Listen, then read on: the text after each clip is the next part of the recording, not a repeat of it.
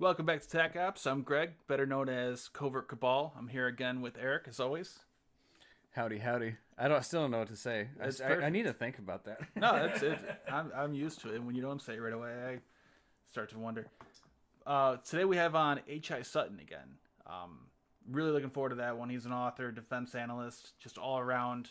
I would call him an expert at least. Uh, Anything that has to do with submarines. But before that, get into our sponsor, Commando Store. They're an online military surplus store. They sell a wide mix of everything. You can spend a lot of time just going through their website. They have a wide mix of clothing items, um, different boots and different knives and bayonets. They have a lot of stuff on there. Go on, check them out. Commando Store, Commando with a K, store.com. You get 5% off your first order if you use our coupon code TACOPS. It's all lowercase, no space in between there. At checkout, commandostore.com. All right, Sutton, thanks for being on. You're welcome. Yep. So we had you on a few months back. We got through an entire episode. It was one of my favorite episodes up to that point, and we lost the audio. And Eric and I talk about this all the time. It was such a great episode. We lost it, and we're real upset with ourselves. But thanks for coming back on even after that. That's okay. We can imagine that it was even better than it was. It can only be proven. Yeah. Legendary. I think they made some pretty good songs about that, having the one that you never could see, right? So the first thing I want to talk about is, man, awesome job recently with all the Forbes articles, man. Oh, Every one of them just been fantastic. I think it's really interesting. Greg and I were talking before the podcast about how a lot of the business magazine article, companies are buying into the military side of the news, and if I were to have guessed that you were going to work for somebody, I definitely wouldn't have picked Forbes or assumed Forbes because they're a business. They're probably the best business magazine article in our realm. So it was interesting to see a military side, especially just specific to a lot of submarines and submarine cables and stuff like that. So congrats, man. This is all. Yeah, well, I think it's good to reach a bigger audience, get normal people hearing about submarines and stuff. I think there's probably a couple of others, but yeah, we're rare at Forbes Defense people. I think it's a new thing they're doing. Yeah, it's like we were talking to Tyler Rockaway, and Time, purchased his website. So it's maybe not necessarily just business, but just a lot of magazines are really buying into the military side now because there's so much more information going out now. Yeah, so if anyone wants to pay lots of money for covert shores, let me know. I don't think so somehow. Yeah, definitely. Oh, I was gonna bring up.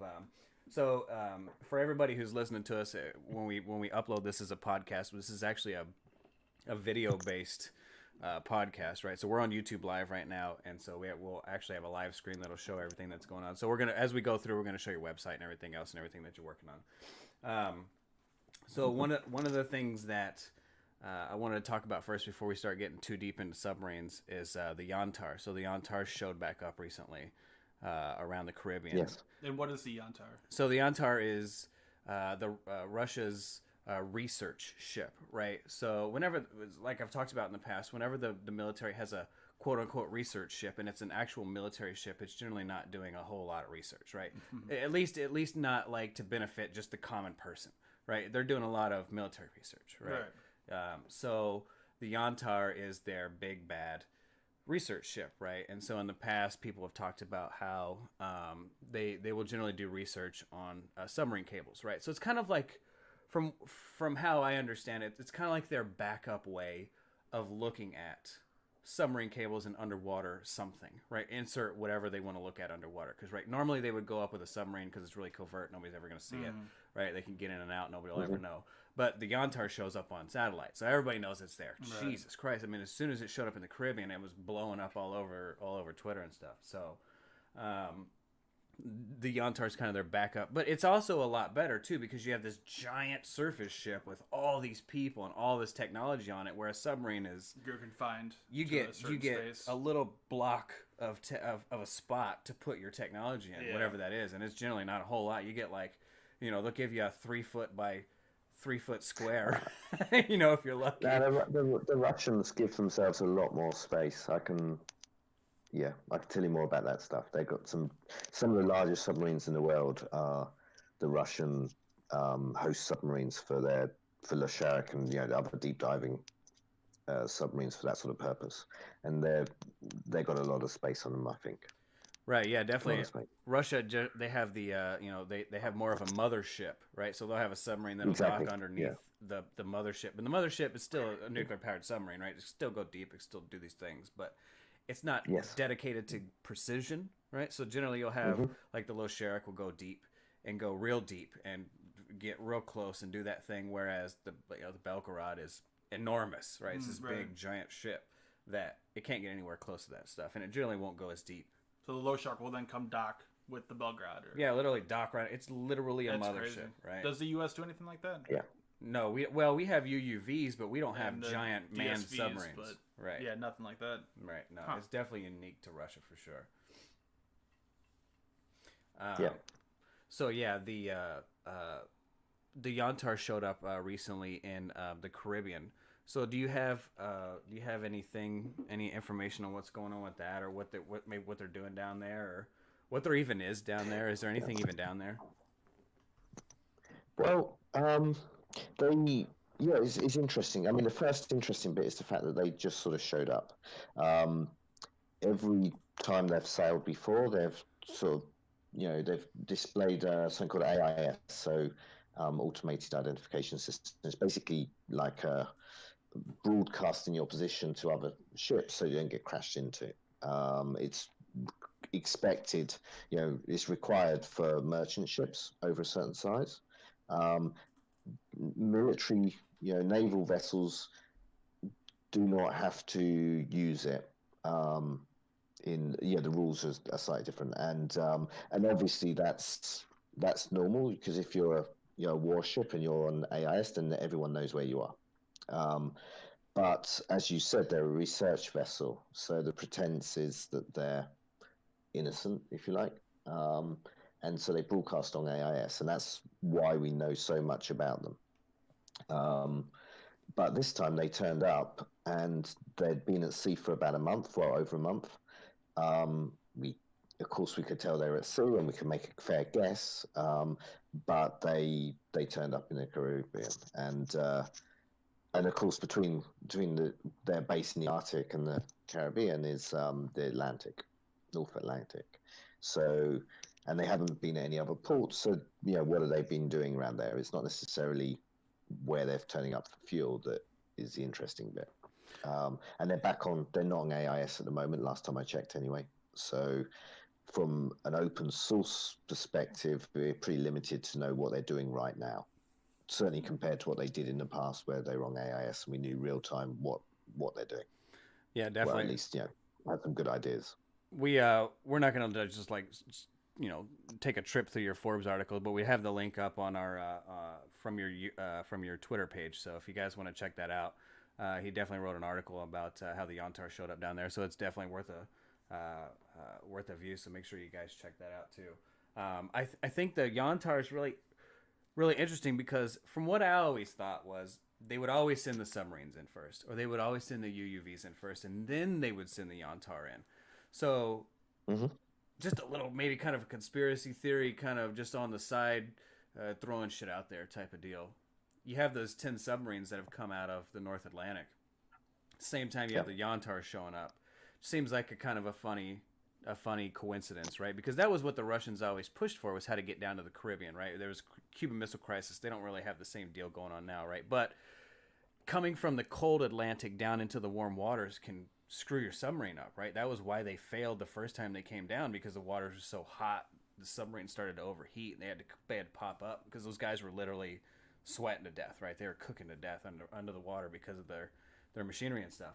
So it's kind of interesting to see all that happen at once. I wonder if there was some kind of connection there. Maybe, I don't know. Yeah, maybe. To play devil's advocate a little bit, Yantar used to do one big tour, more or less a world tour almost, every year about this time.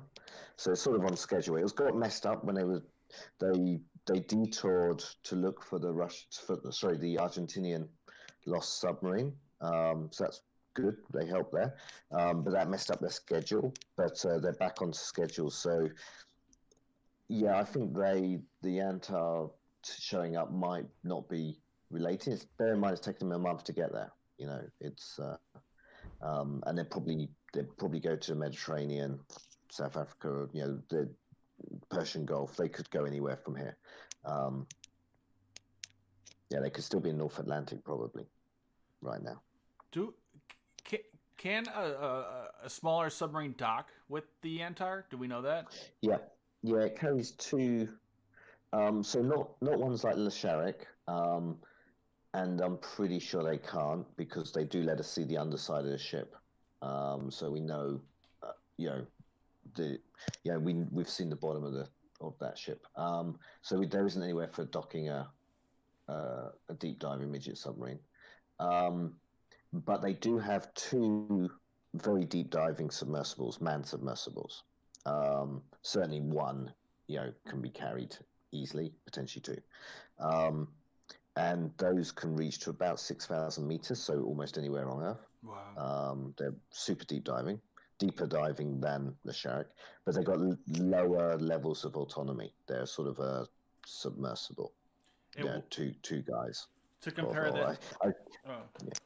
Oh, real Sorry. quick. I was sorry to cut you off, but to compare that to a typical submarine, an attack or an SSBN, Yeah. or what is the depth of those? Like around 800 meters, maybe 700 meters. Really? Well, it's a sensitive topic, but it's a lot less than 1,000 meters. Let's say Yeah. that. Let's say 500 meters, and it's Compared to and 6,000. yeah, and to go down to I think it's so now I want to check my site for that details, but yes, they can go. These deep diving midget submarines are very deep diving, and they also have two separate remote operated vehicle systems. Two separate ones, and they're different ones to I think they might have used in the search. When they were working on the Argentinian sub search. So they have a lot of kit that they can use.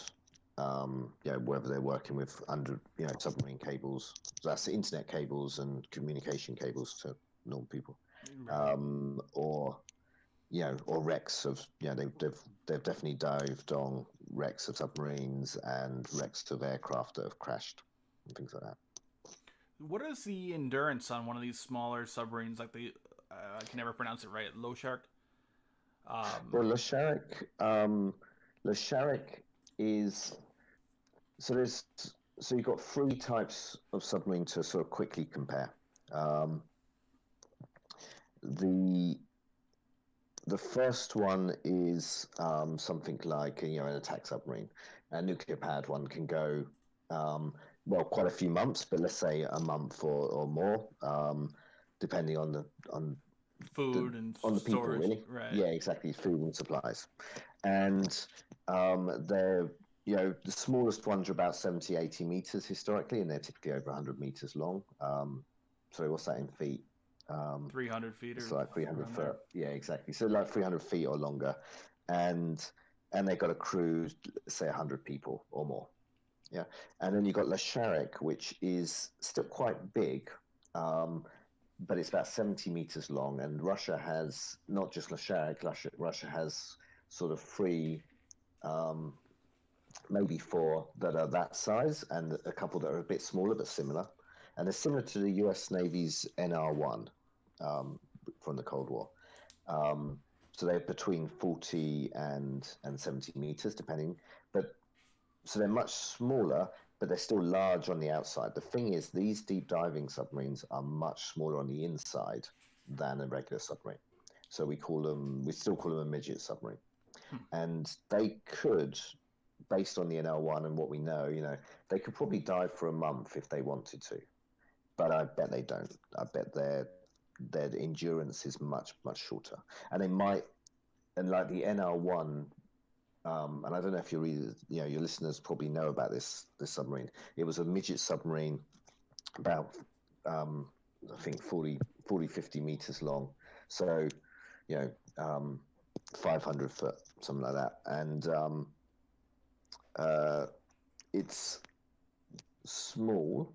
Did I say 500 foot? That's nowhere You near. did, yeah. I I usually just just did really multiply. bad, just really bad maths I live on just multiply by 3. podcast. It's close enough. So yeah, if you're just Yeah, 50 but meters, so it's about 150 feet. yeah, so 150 feet then.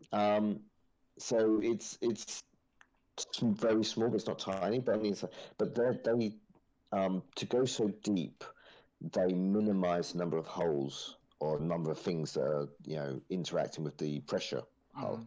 They try to keep it as contained as possible. But what people might not realize is there's lots of holes in a submarine. They're all tightly controlled, but you've got periscopes, access hatches for reactors and things like that you don't even see on the outside. They're normally hidden, as it were. And you've got and various cables and sensors and the power for the sonar and whatever. They minimize it, and the toilet is one of those things. And so you won't get you can put a bet that their toilet is stored on the vessel. It's self-contained. They don't flush it. So that's on the NR1. That was why they couldn't go for more than a month, for example. A pretty real world, and I imagine it's the same on these Russian boats. But these ones like Shark, they're nuclear powered, so they dock under a midget. Sorry, host submarine, or mothership, so they can be taken anywhere in the world at slower than a normal fast attack boat, but at nuclear submarine speed. And then they can dive very deep, 1,000 to 3,000 meters. So super deep, but they're much more autonomous than like a diving bell or something, but they're really go up and down more than along. They're going to work very local to where the host submarine is. And then you've got these submersibles on Yantar, which is the bottom of this spectrum. They happen to be able to go even deeper, but they're really like small, and they can go for a few days. And there have been, especially in the oil industry, there have been cases when submarines that size have been, have had issues, and we know that from a survival perspective, you can definitely go a few days. Maybe, hypothetically, maybe weeks, but the endurance is not very long. Do they now? Do they carry any weapons or any defenses if they ever ran into trouble? Well, these deep diving ones, the first defense is depth. Yeah, just dive way down. Huh? Yeah, exactly. They're probably not built for stealth. Although the ones on Yantar are not nuclear powered, and they're just electric, like a submersible would be. So they're pretty helpless if someone just sits above them waiting for them. Who's armed, and they probably don't know it. They don't have sensors. They're not built for fighting. That's what I was going to ask next about the noise level and sensors. Yeah, the nuclear powered ones like the Shark. Obviously in public sphere we don't have access to this data, but you can make a pretty fair assumption that they're not stealthy. The way the reactor's going to be done, and they're so small, and they're not armed. But the Shark, when you get to that size, they do have sonar and things, so they might be able to know what's going on around them a bit better. And they can go along. So the Shark would stand a much better chance of getting away than, say, what's on Yantar. Because it could go for a month.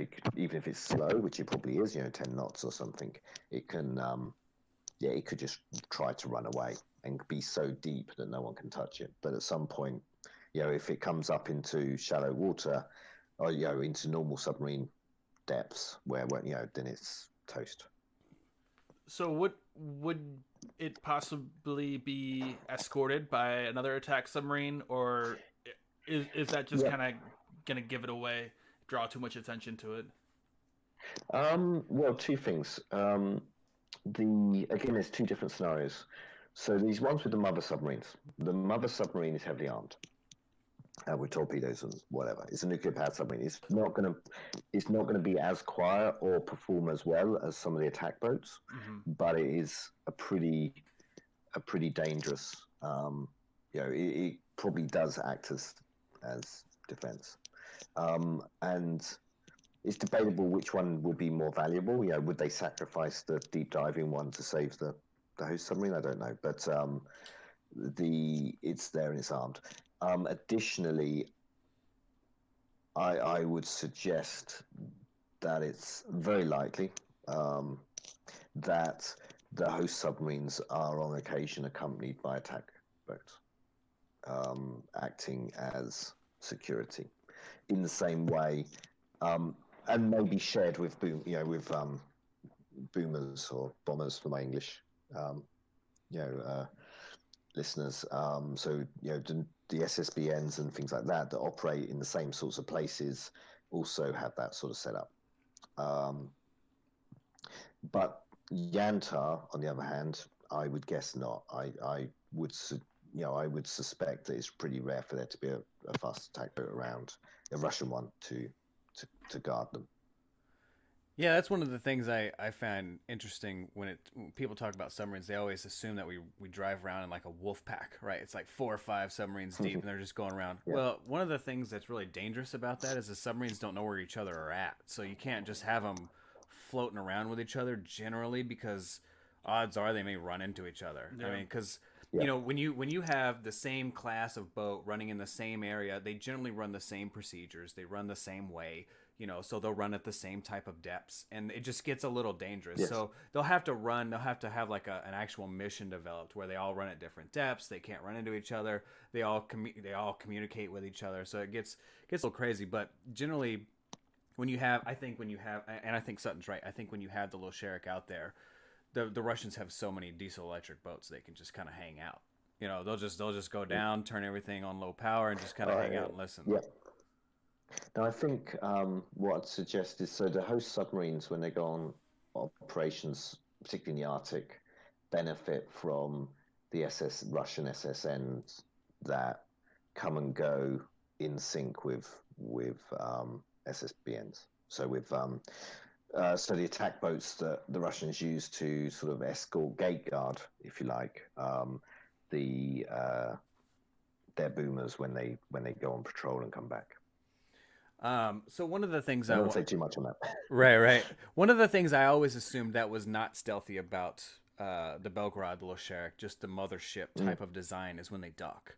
I always imagined that it was this messy, hard to do thing, because when you have submarines underwater, there's still a current, so there's still movement. You still have to fight against this slow. I mean, it depends on where you're at, right? The water reacts differently everywhere you are. And I always imagined it being a little sloppy, like they miss and they bang against it and they come back down and they miss again. What do you think about that? Imagine. Well, yes, I imagine you're right. I think that some of the things we see on the Sherrick are bumpers, fenders, and I imagine they're using a lot of homing devices. Maybe nowadays they can be more and more automated and get it right.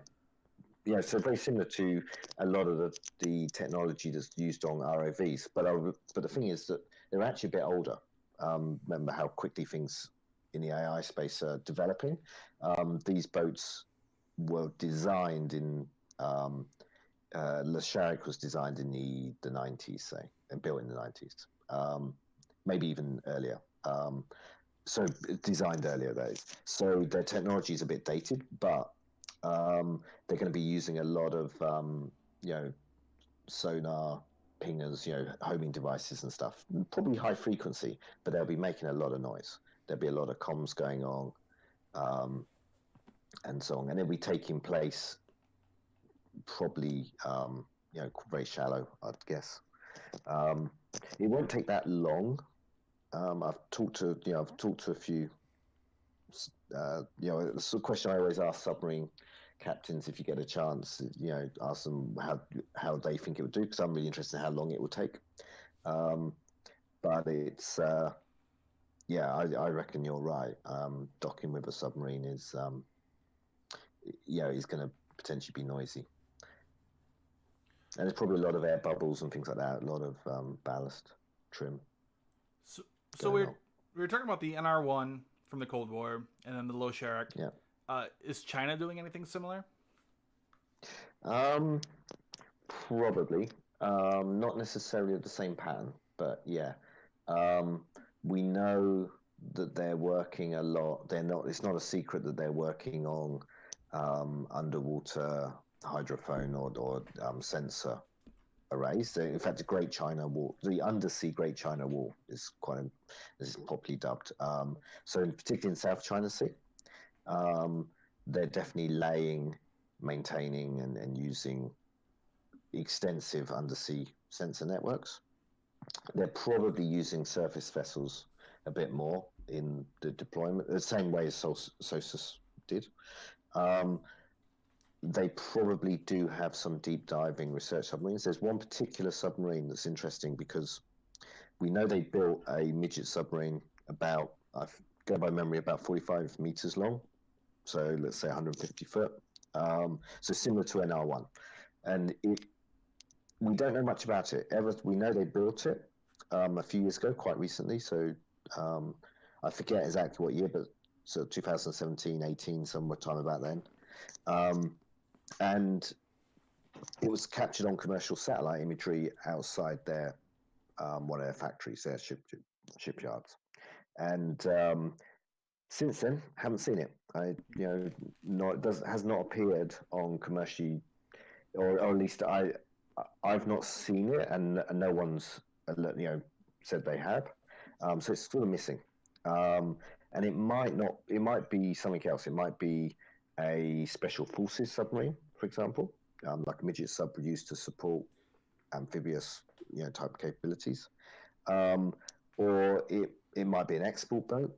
But it's been long enough that we'd know about it if it's an export boat. If someone has purchased it, maybe Pakistan would be an obvious place. It's surprising that we haven't heard of it. So the possibility is that it is some form of deep diving, or not necessarily as deep diving because they adjust to their own needs, but an undersea engineering, to use the euphemism, a spy sub for laying or working with cables. Probably not nuclear powered though, so that would influence how they use it, and probably not able to dock with another with a mother submarine. So I don't think they have a mother submarine. They're in an interesting position, just how they're kind of boxed in a way to the the ocean, right? With the Philippines, Taiwan, Japan, and those chain of islands there with Okinawa and stuff like that. And also the continental shelf is still right there, right? So it's not very deep. Whereas like the U.S., for example, has an easy time going out deep in any ocean, and an enemy's just going to have to kind of hope to pick them up near their shore or something. Now they have that one secret base that a lot of people like to talk about. I'm always fascinated by it. What was the name of that? I'm drawing a blank right now. The Chinese underground submarine base. Yulin, yes, yeah. Yulin base. And that one, I've read that it's kind of on the edge, closer to the edge of the continental shelf, so then it drops way down, and they can sneak out into the ocean from there. Is this a topic you've looked into a lot? What do you make of this base here? Well, they have. I mean, they have several underground submarine bases, actually. Quite dated. I mean, that's not as unusual. I mean, they're in quite a few countries. In fact, Sweden famously is just reopening one of its big ones of those. They mostly concentrate their longer range submarines, so their SSNs and their SSBNs in the South China Sea on Hainan, near Sanya. And their main haunt, I'd say, is the South China Sea. And strategically, that's probably one of the variables as to why they're so interested in South China Sea, is where they can hide their boomers, basically their missile boats. But they do have a massive strategic disadvantage. Geography is not on their side, and especially maybe that would change in a scenario where they're unified with Taiwan. Mm-hmm. That's something to think about. Or if they could convince some of those countries that some of their island disputes, especially with Japan and that, could increase the size of the gaps that they could get through. Hmm. But yeah, they've got to find a way of getting out into the open Pacific probably, and that's you know that's not as easy for them at the end of the. You're exactly right. Geography, global warming with sea level rises, maybe that will help, but yeah, it's going to be difficult for them. And talking about underground submarine bases and just geography and where you live, we've seen Sweden. They've just recently gone back underneath. They're Yeah, heading back into Musco. Musco is their yeah, underground naval base. I'll throw some pictures up here in a second. But yeah, they're going to hide all their assets back underneath the mountain again in case they have to defend themselves from whatever attacks that happen to them. So yeah. So that's the value of these. It's just to kind of hide from satellite imagery and from reconnaissance Yeah. aircraft. and Um, missiles and everything else. It's a natural That's missile true. defense, Yeah. right? yeah, I mean, obviously there are ways to penetrate it. Broadly speaking, they're under rock, and so even the most impressive bunker busters and that probably can't do much. But their entrances are very easy to see and Right. would be comparatively easy to attack. So in the world of precision, in the modern world, they seem less useful. And also, depending on how good your adversary's intelligence capabilities are, they probably know which submarines, or if they, the if someone is really trying hard enough, they could probably work out which submarines are in there and when. Hmm. So they'd know what they're tying up. But having said that, they still do offer an incredible physical security and an incredible, defense against some intelligence means. Commercial satellite imagery is Yes, an obvious one, especially when it or comes to and military submarine, military satellite imagery as well. Um, but even that's going to become harder and harder because there's more and more satellites out there, right. and they can see in the dark and stuff like that. Obviously, militaries have had access. Not every military, but certainly U.S. military, and a few other countries have had access to that sort of stuff for a long time. But you can time, when they're coming, as it were. Right. Now Um, there's so many of them, you really can't. It's almost all the time. yeah, Something's flying overhead. exactly. And the commercial ones, so the countries that didn't traditionally have access to that sort of technology, um, they can just go on to, well, we think of going on to Google Earth, and which is absolutely valid, is very good. Mm-hmm. But if you want more real time, there are a lot of satellite providers and a lot of ways to get that data. And there's some now that are doing, essentially night vision radar satellites, and they're high res and stuff. Huh. Yeah, no, the Europeans have a few. Well, you can look. You can find the data for free. The Sentinel, like Sentinel One, Yeah, Sentinel Two. Two is the imagery one, and then I believe Sentinel One is the radar, the SAR imagery. there's a lot out there actually. Finland, I'm trying to think, desperately searching for the name, but there's a really interesting one out of Finland, which has got very small satellites using radar, Hmm. and that's new. I would want to plug them actually. No connection with them, but I really find their product interesting, pretty amazing. But they've got, I don't know if you say micro, but they've got really small, efficient, cost-effective Yeah, satellites that can the do CubeSats, I believe. radar, so they can see in the dark and through clouds and whatever. Yeah. So, but satellites are just one thing. Obviously, you've got all the other ways of tracking, you know, ship movements and submarine movements when they're on the surface. Hmm. So, sticking with China here, an article you wrote recently, a month ago now, was talking about their SSBN incident. You want to go into that a little bit? Yeah. So what was this about? So some Vietnamese fishermen were out in South China Sea, sort of in the middle of nowhere, um, and they suddenly a submarine surfaced nearby them, and then after a bit, it travelled along on the surface. and they videoed it and took photos, and there's quite a few parts of video and photos. A lot of it was taken down when it got attention. I don't know why, but I imagine just because the people suddenly hadn't realized how significant what they'd seen was.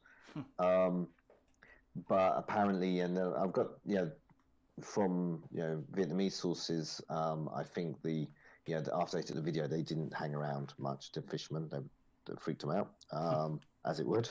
Yeah. It was a Russian. It was a Chinese submarine, a boomer, and it was. I think I've got a sort of an imprecise location. It was sort of a couple of 100 miles from the submarine's base on Hainan.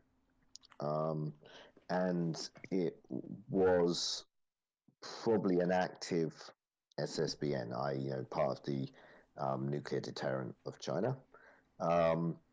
And it was also in the vicinity of where you've got a drop-off in depth. So, it's so that might be a variable as well. But yeah, it's not a usual behavior, and it's not a natural.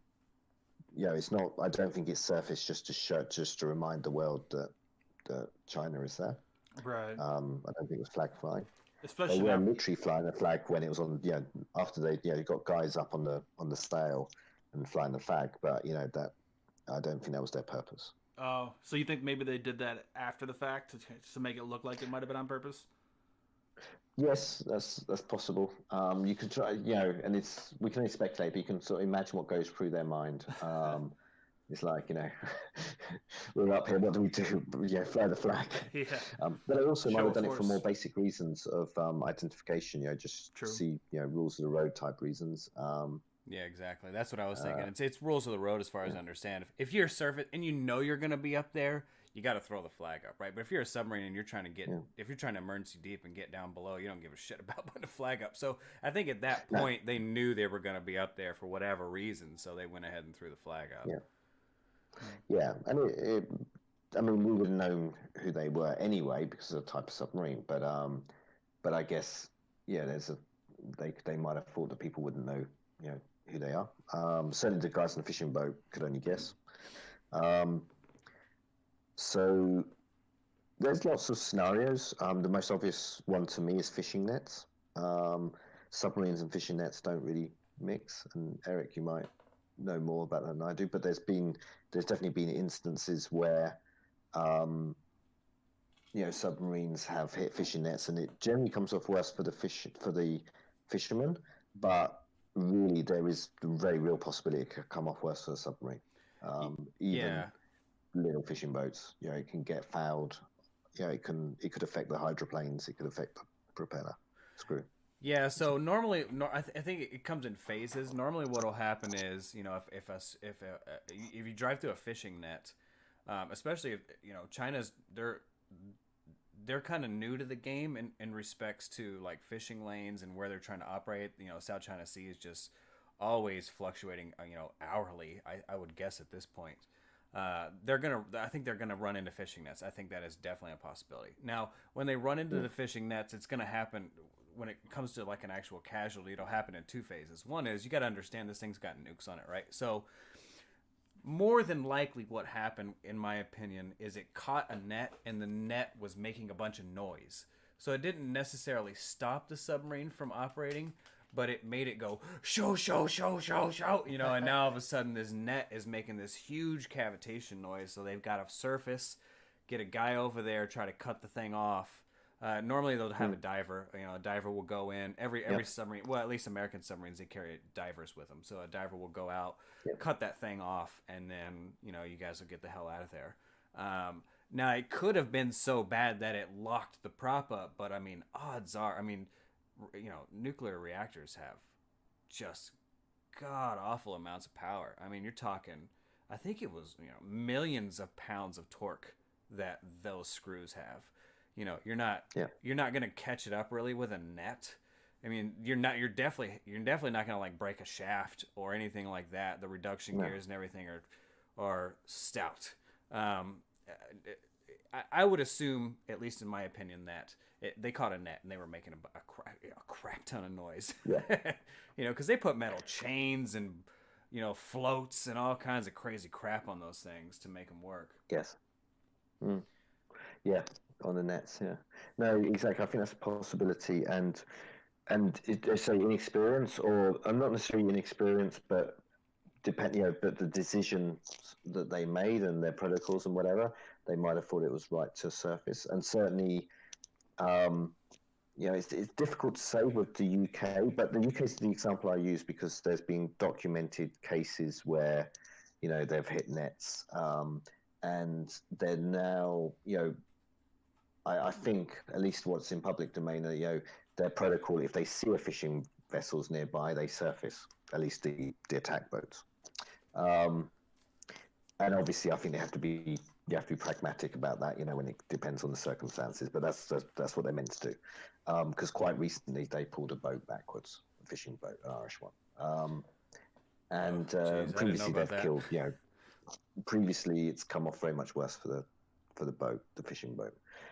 But I'm also thinking, you've got stern trawlers with massive steel nets and things, for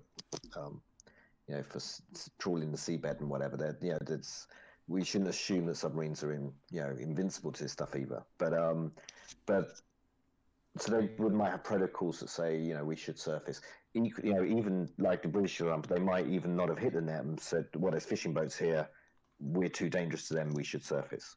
But it's a nuclear deterrent patrol. So, the protocols might be a bit different, more restrict, they might prioritize their mission beyond, more than fishing boats, especially since they weren't Chinese fishing boats, although they might not have known that. We can only speculate, but it just doesn't seem like it was the sort of thing you would do as a normal course of action, and it doesn't seem like a good way of flag flying. They got loads of ships that they do send all around the South China Sea to remind everyone of their claims. Yeah, I don't think a nuke boat is very tactical to against us, in my opinion, in that area. There's not a whole. There's just ships in the area in regards to us, right? A ballistic missile submarine is not a good offensive weapon against. That's something you want to keep secret, right? Keep hidden. Oh, exactly. Yeah. While it's on the surface, it's more or less compromised its primary mission, which the continuous at-sea deterrent. And again, we should be careful to assume that the Chinese view that in the same way, or any country views it in the same way as the countries we're more familiar with. But if they're on a national importance mission, and fishing boat probably isn't a big deal to them. Compromising that. And that's the thing. We now know where those patrols are taking place. Not that we probably didn't anyway, but it puts that on the map. Yeah, and one of the things I've always feared is that one of the countries are going to have a slight mix between the SSG and the SSBN, where it's a low yield ballistic missile offensive weapon, but they're using nukes. You know what I mean? They got nukes tied into that thing, but they're low yield. They're just a couple of kilotons, whatever. They're just small stuff, but they're still offensive weapons, right? It's still one missile. It's not a Tomahawk. An SSGN's got a bunch of Tomahawks on it, but the Tomahawks aren't going to just fly into a middle of a field and just wipe everything out. They have to be precise. They actually have to hit them. They're actual point-on-point weapons. You know what I mean? They're not just take out the whole entire environment weapons. They're not mass destruction, right? So I always feared that maybe there was something maybe they were being an offensive weapon, and the U.S. knows that things loaded with low-yield nukes, and it's designed to take out battle groups and small ships and whatever the hell they want, you know what I mean? Because you can blow that up in the middle of the ocean and it doesn't really make a difference, but if it's taking out a battle group, it makes a huge difference, right? Do you think it would be worth... So nowadays, with modern, more capable air defense systems, Russia has some pretty good ones, the Pantsir, Tor, different things like that are getting really good at shooting down cruise missiles. Do you think it would ever come to a point where it is viable or reasonable, I guess, to make a ballistic missile submarine armed with conventional weapons? Just a weapon that could be faster, more difficult to shoot down? Yeah. So with a conventional warhead too? there's a few things that could happen there. And Russia and America are the obvious countries to look for that, and China, hypothetically. Um, but with your Virginia, um, uh, Virginia payload modules, I think, right? Is that right, isn't it, Eric? Yes. The the vertical launch tubes, and the fact that they're a single outer tube, the way that they're built now. So they're not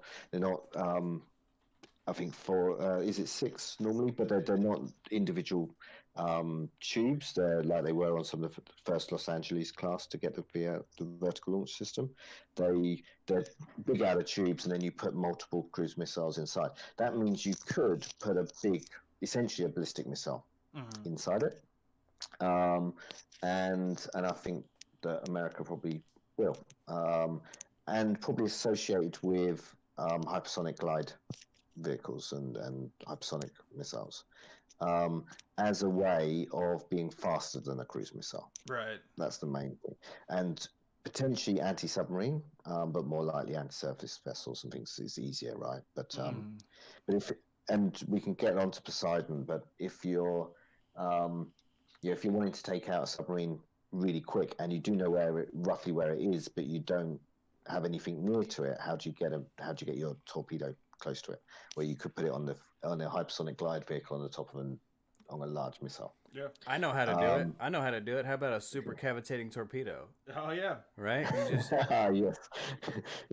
exactly. We should come to that, definitely. The other, so I think that those sorts of, if we look at what's happening with cruise missiles, the direction of hypersonics and then the direction of glide vehicles, combining with, so I think that conventional ballistic missiles, essentially, with glide vehicles on them, is likely. I mean, it's going to be budgets and things like that. It's an obvious course of development that people are looking at clearly and have been for a few years. And then the South Koreans have started to put vertical launch tubes on their submarines, or they're going. Yeah, they've already started, and there's been talk in South Korea, quite open that it could be ballistic missiles, small ones, but ballistic missiles. And then you've got countries like India have, some ballistic missile capabilities from submarines. So there's plenty of players who might choose to go that direction. Yes. South Korea does have a couple. They have a. I can't remember the name for the life of me. It's the name, and then the number two. The second one is a ballistic missile, and the third one is comparable to a Tomahawk. I believe a little shorter range. Yeah. Cannot remember the name of those right now. Yeah, and they've got essentially their Tomahawks are what they'll be launching from submarines initially. And they could have a nuclear warhead. I mean, South Korea does not have nuclear warheads as far as we know, but that's a possibility in the future. Yeah, I mean, the South Korean naval development is really impressive. That's maybe a topic for a future conversation. I mean, they're the dark horse of navies. They're a really impressive man of kit and impressive sea time and quite indigenous now, increasingly. So they're the first country to put vertical launch tubes on a conventional, modern conventional AIP submarine. I think there's a lot in that direction, and there's also, if you remember back to Cold War, it's always been possible to put nuclear warheads on torpedoes and to have them, and it's debatable whether they're strategic or tactical, but there's that worry. And during the Cold War, some of the first generation Gulf, or early SSBNs, or actually SSBs, they were not nuclear powered, but their missiles became so comparatively outdated that they started using them in a tactical way in the Baltic.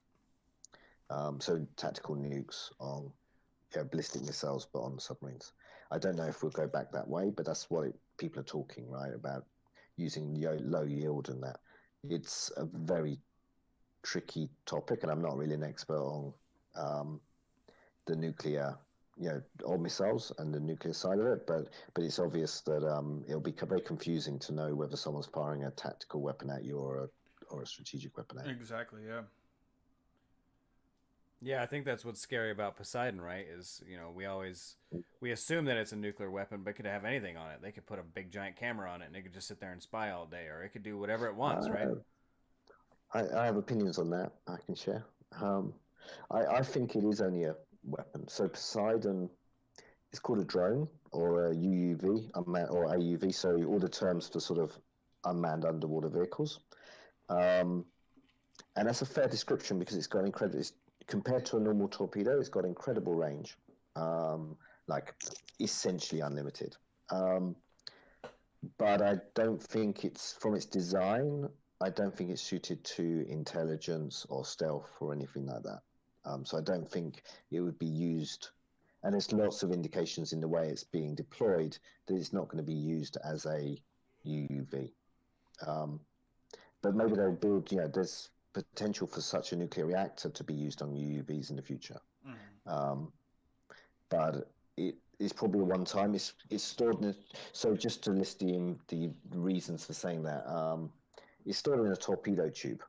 So if it's a UUV, that's like a mini submarine. You're expecting it to do more than one mission. You're not going to just launch it. It goes one way, never comes back. So you don't carry them around in in torpedo tubes.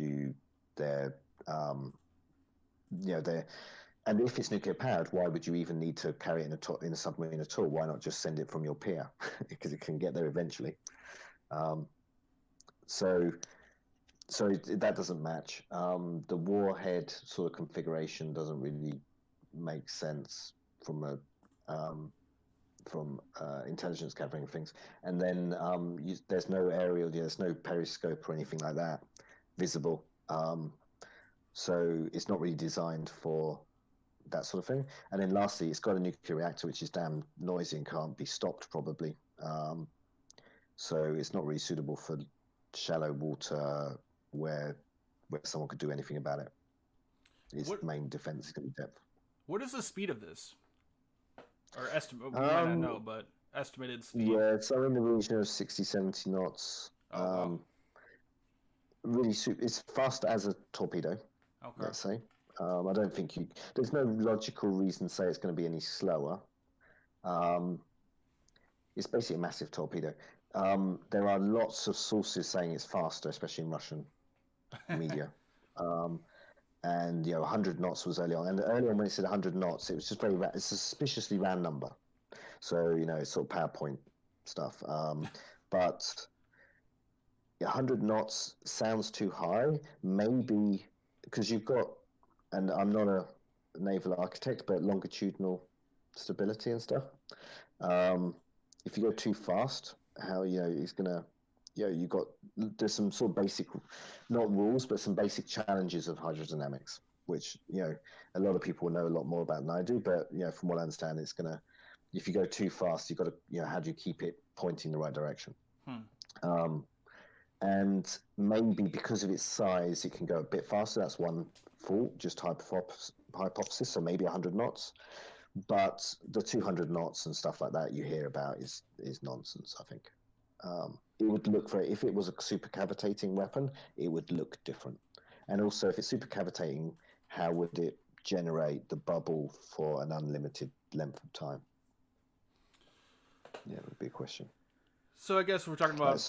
oh, go ahead. Sorry. I was going to say, so supercavitating torpedoes are quite limited in a lot of ways. They're not entirely stupid. I mean, there's clearly people have thought them useful to develop and put millions, if not billions, into development of them. But they're not, and they're impressive engineering terms. But there's also a reason why a lot of countries haven't bothered. They're pretty. There's sort of one you have to make a lot of compromises to get that one thing, which is speed. Yeah. So these are traveling 200 plus knots, right? Compared to a normal torpedo might be around 60, 70. Yeah, I forget the speeds. You could, the main Russian ones, the School. We could look it up, but it's way over 100 knots for sure. It's something probably about 200 knots, something like that. And I know there's everyone listening has got the luxury of Google, which I'm talking, so it's a bit difficult to do that live. But yeah, it's like 200 knots. I mean, quite comically, some Chinese scientists sort of, and I think it might be in translation error, they were talking about supersonic torpedoes, which is sound travel. Yeah, hopefully that's supersonic on the surface terms. I don't know. right, yeah, That's not possible. because Yeah, sound and travels. supersonic in the water is even faster. Yeah, yeah, it's like 5 or 7 times faster or something. Yeah, I mean that's going thousands of miles an hour. No, that's not happening. So these actually work different than a normal torpedo, right? They actually form a bubble around it so it can travel Yeah. quicker. Yeah, so they emit they have some form of creating a bubble. So typically there's something that they're putting into water. So that's what I said about the unlimited range. There's a finite amount of bubbles they can generate if they're using gas to do it, or polymer or whatever. And they have a very distinct bow. The nose of the weapon is designed to create a load of bubbles, and then they run in that bubble essentially. And two things that immediately, and this is why we know Poseidon isn't one of these. Apart from the fact the nose would look different, they also, to control themselves, they need control surfaces like any other torpedo. So those control surfaces have to protrude outside the bubble. Right. So they have very long control surfaces, whereas regular torpedoes don't. They more or less, you don't see, people don't see the fins at the back of a torpedo necessarily. It's not even very visible. They're there, but they're tiny. And with a supercavitating one, then they're not. They're going to be super long. Because they've got to get outside the bubble. And the second thing is you can't have a screw or a propeller or a pump jet or anything like that. Basically, you have to have rocket to fly because they're in a gas bubble, so they're not pushing against anything. If they're just got a screw there, it's not going to work. And then what about guidance? Must be difficult then too, right? If you're in a bubble, you can't really necessarily have a sonar on it if there's a gap between you and the water. Well, the main way is wire guidance, so they're controlled by the host submarine, the platform that launched them, which immediately limits the range and use, the context that they could be used in. They're again, going back to Poseidon, that's not wire guided, and I'm sure that there's some advancements in wire control and everything, but there isn't a cable technology that's going to. I don't think that you would be reeling out the back of a submarine of a torpedo that can go around the world. So nuclear-powered torpedo and wire guidance are they don't go together, unless it's short range, in which case why nuclear-powered? And then, but the thing is, to your point, if you're going around in a bubble at incredible speed and the front of your torpedo is more or less dedicated to generating bubbles, then you haven't got much space or opportunity to do anything active, to have sensors on there. So I think they have some sensors. It's not going to say none, but it's not like, they've compromised that compared to a regular torpedo. Yeah, we're watching a video from supposedly it's a South Korean test video of a supercavitating torpedo, and there's no way you're going to put anything on that. That thing is just... It is booking it. It looks ridiculous. Yeah. It doesn't even make sense. It looks like a missile underwater. Yeah, and then I think there are times when it does make some sense. So the main Russian one, School, that probably more than anything was designed as a self-defense torpedo for submarines. So that if you have a torpedo incoming, then you fire it back down the reverse bearing, and if you're faster, you get there first, and or you can sever the control cables or calls the other. If the submarine has fired at you, shot at you, should I say, has see something incoming, they might themselves break the control. Yeah, maneuver to avoid the to their own torpedo. Yeah, exactly. Just either by maneuvering or deliberately, So So that's one theory. I think it's quite a good one. Um, but you also might have cases where you just need to get somewhere faster. But it's always going to be in relatively short. I mean, it's a tactical context. You know, it's not a strategic weapon context. Um, Maybe Poseidon would make sense. So this is where I'm going to be a bit controversial. So I don't think Poseidon is supercavitating for all those reasons I mentioned. It just isn't. But logically, maybe it would make sense because they could get there faster, and they've got nuclear power, so they could use that to generate. I imagine there's like nuclear powered jet engines. Maybe they could find a way of propelling it. And they don't need much sensors because they're just going somewhere. So internal navigation. But they haven't chosen that route. They've chosen just to get there slowly. I mean, it'll take days or weeks for the torpedo to reach its target, but there's nothing you can do about it. So how does it navigate? Going back to Poseidon, it's all inertial navigation? I would guess that it's largely inertial navigation. It has to be, I think. It might be bottom mapping as well, which again comes back to Yantar and stuff. They could try using the seabed as a map, at least really to an extent.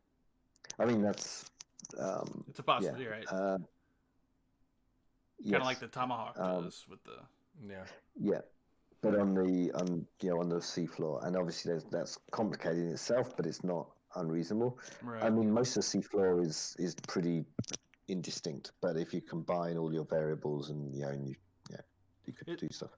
And they potentially, the suggestion they might come up for fixes, but I think you could possibly, the whole point of Poseidon is it doesn't need fixes, it doesn't need satellites, so you could you could use it in a scenario where you no longer have satellite. You assume that you're not going to have satellite communication and stuff like that. Mm-hmm.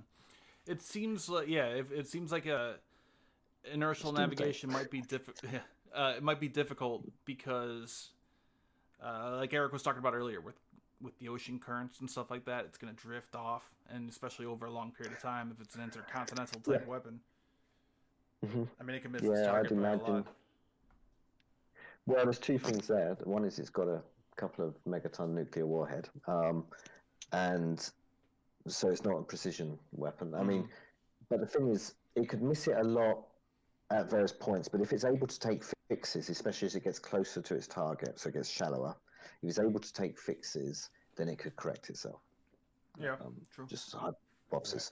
I think there's challenges, but it's not unreasonable. I mean, we know they've built it, so it's figuring out how it works rather than if it works, right? There's, they clearly have it's a real system. Actually, I've got an article on Forbes coming out tomorrow, giving new info on Poseidon. Awesome. So man, I'm looking forward to that. Watch for. Yeah. I've noticed that recently. Congratulations on that. It's awesome. That's a new thing you just recently started doing with them, or if I just kind of missed it in the past? Yeah, no, it's pretty new. It's the last couple of months, and I thought I'd give it a try. I'm quite enjoying it. Do a couple of articles a week, pretty much. Some of them, lots of people read. Some of them, hardly anyone reads. So I'm not sure, what I'm doing right or wrong. But hopefully get some interesting topics to a wider audience. That's my main aim. Is I've got the website Covert Shores, and it's not always perfect, but I write about a lot of niche submarine type stuff. Be honest, it's much easier to write the Forbes articles, it turns out. Really? Like the effort. Mainly the markup. I mean, they've got better tools and stuff, and I spend a hell of a lot of time writing the articles. And also, in a Forbes article, you don't put lots of designations and things, and on my articles I do. And even though I know lots of stuff, I obviously check everything. So there's so much backs and forwards checking, and I still make typos. Like anyone who reads my website knows that there's plenty of autocorrects and typos that slip through because I don't have anyone proofreading it for me in a rush. With Forbes articles, much better, easier to write, get to a better audience, get some really niche topics out there. But again, if you're seriously into submarines, then keep checking out my website. I intend to keep it updated.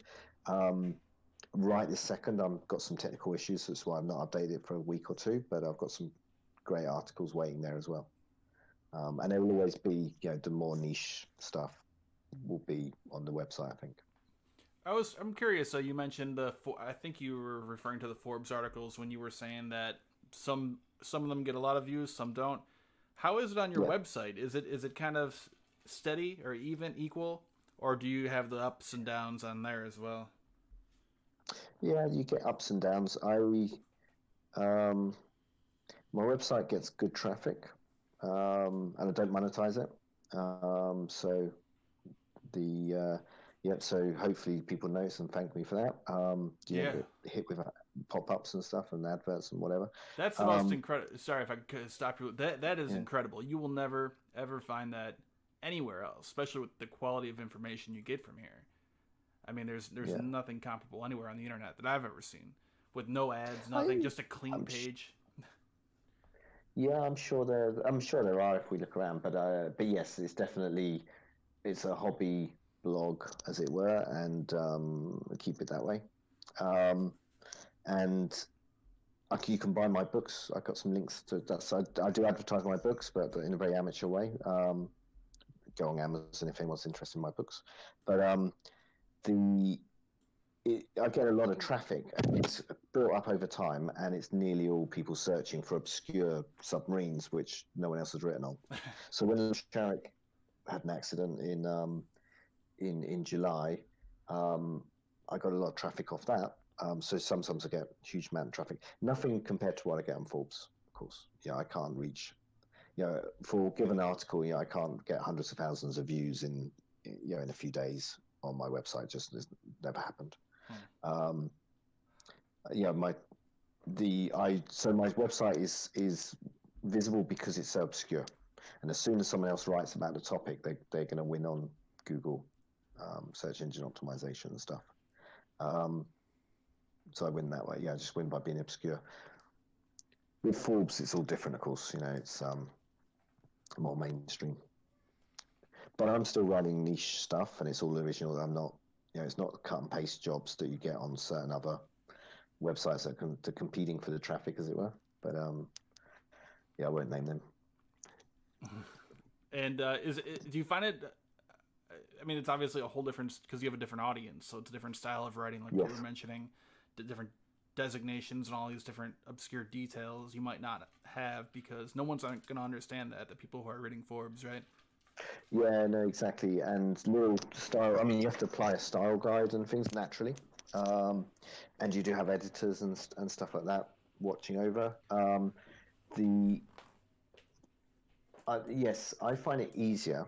I still check stuff, but it's so much easier. I don't spend time checking obscure designations and worrying about the A versus B model of something, which I do. I'm interested in, but it takes time, right? And even when when you're publishing to a website, anyone who writes a blog or whatever probably knows this. Even when you write about stuff you know about and you're comfortable and confident about, but you still check it more times when you're publishing it than if you're just thinking. So you still spend a lot of time editing and checking. And I write about stuff that's hard to check. That's kind of, if it was easy and out there, then I wouldn't bother writing about it. So it's challenge up front. So Forbes is so much easier to write, but I still find trouble because writing isn't. I'm not particularly good articulating myself, so I'm still learning that. But they're shorter as well. They're fun. I also write for Jane's. If anyone subscribes to Jane's Intelligence Review, you occasionally see my articles there. But those articles are longer and they take a hell of a lot more time. Every time I hear that name, it depresses me that I don't have the newest. Is that why you were sighing there? Yeah. I need a fighting ship so bad. Yeah, I don't write for that. I write for their intelligence review, and I just contribute from time to time a few articles a year. but those articles are a massive amount of work behind the scenes. Yeah, they definitely And require a lot. But Jane's is the best of the best. I mean, if you get your name in Jane's, I mean, it's about as good as it gets when it comes to open source intelligence, in my opinion. like arguably, I mean, I think it's too bold to say they invented it, but in a sense they did. The guy, Mr. Jane in what 18, I'm gonna say in 98, but some like in the 1800s, Yeah. um, sat down and drew pictures and published a book of all the warships of the world, more or less. Good enough to say all the world's warships, and it's the first, as far as I'm aware. He pretty much invented open source. There must, that's a tool, that's a dangerous claim. So I'm sure there are other precursors and whatever, but that is the start of the modern. But it has changed. Open source has changed a lot in the last 10, 20 years. It's different to what it used to be, and obviously Jane's today reflects that.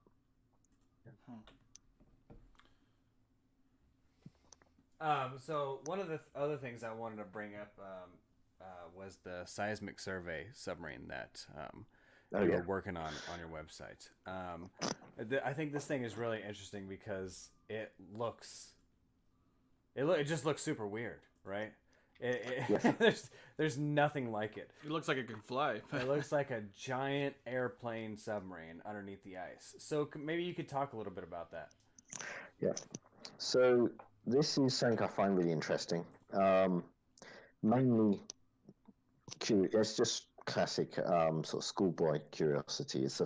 As you say, it looks like it's got wings, and we can call them wings. But it's a submarine that is designed to deploy a sort of seafloor penetrating sonar, and to do that. So that's normally done from surface ships.